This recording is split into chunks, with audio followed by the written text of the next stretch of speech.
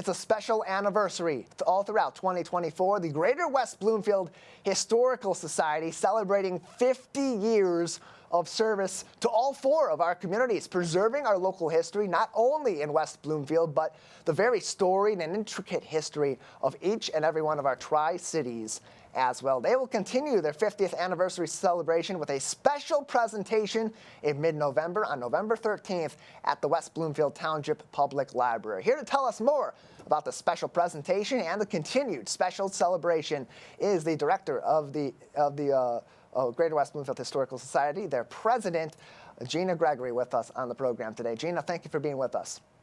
Good morning. Happy to be here. Happy to have you on as well as we continue to celebrate this special 50th anniversary. At the beginning of the 2024 calendar year, we joined you out at Orchard Lake Schools for your dedication of these 50 years. But now, as we get toward the end of this 50th year of your service and approach year number 51, another special presentation that kind of goes over your own history. Give us the inside look at what's going to happen on November 13th at the library. Sure. Well, we've been busy all year with many different projects, and we wanted to include a look that we developed with our newsletter. We do 3 a year, and so we've had an insert in it with our timeline. We did that with our 40th anniversary, 2014. So now we have an updated version of in 2024, looking back what we've done as an organization. So besides having that as a newsletter, I thought it would be fun to make it into a presentation so folks can come to the library and see what we're up to. So we'll walk through that with a PowerPoint and images that are included in the timeline, as well as a few others if time allows, so that they can see how things have changed and all that we've been involved with over 50 years.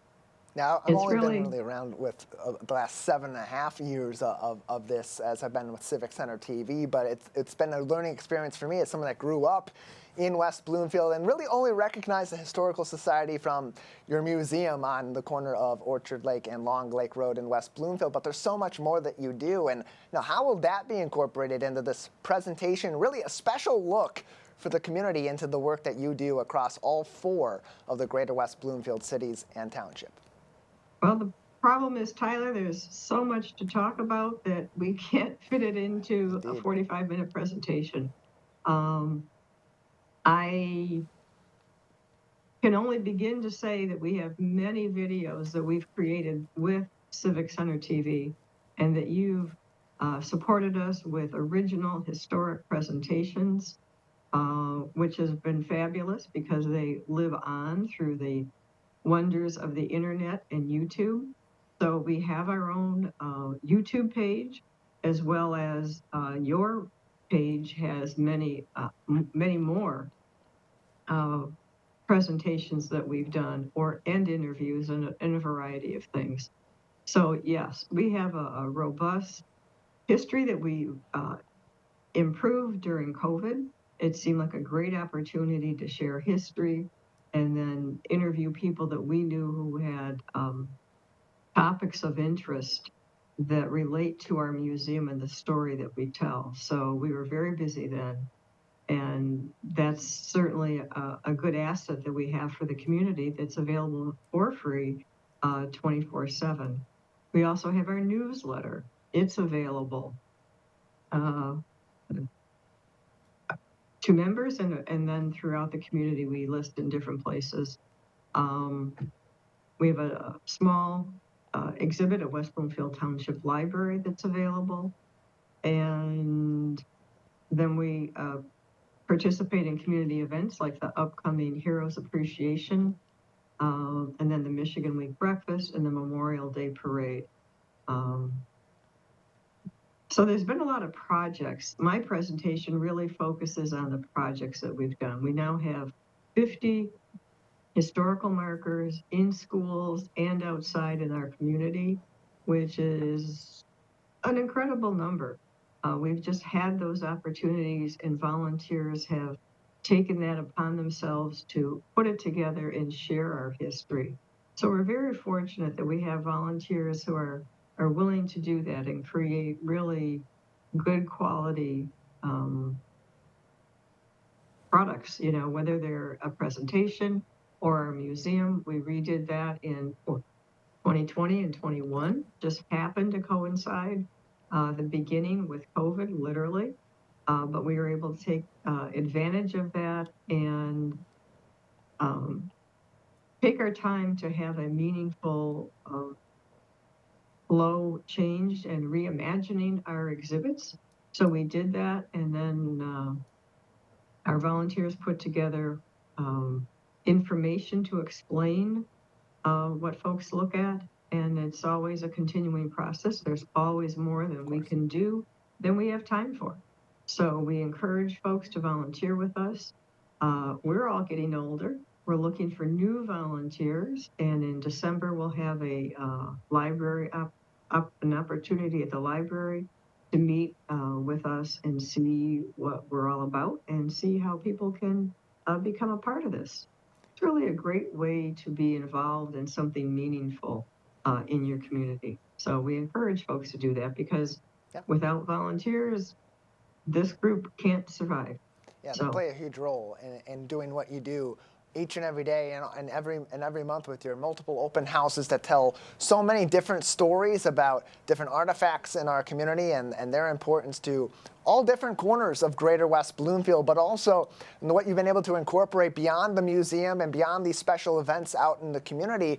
How has technology helped you to expand, especially in recent years? You mentioned with COVID-19 playing a factor with the museum being closed for a while, being under renovation for a while, but technology has really become a bigger part of what the Historical Society has been doing to not just preserve our local history, but spread the stories of these past 50 years and hundreds of years before that in our community as well. So we've all been fortunate that our prior president, Buzz Brown, was a very tech-oriented guy. He had a smartphone when nobody knew what they were, hardly. And so with that, he also knew the value of having a robust website. So he set that up, scanned many items that we're still working to improve. We put up many photos, and the research that we do, a lot of that is online as well. So we're increasing the archives that we have available, and we're one of the very few organizations, there's about a half a dozen, who use a program to categorize our archives online and make that free to the public. So we're very excited by that. It's a good research tool, and we're proud that we've been able to spend some time on that with some grants lately to get that more organized. And like I said, it's a continuing process. So we'll be looking for volunteers who like to do that. And then volunteers for open houses as well. There's always so much to do. So technology has really helped us out. And then doing the interviews as well. That's a whole nother area we could improve upon, because Civic Center TV recorded interviews in the 70s and 80s.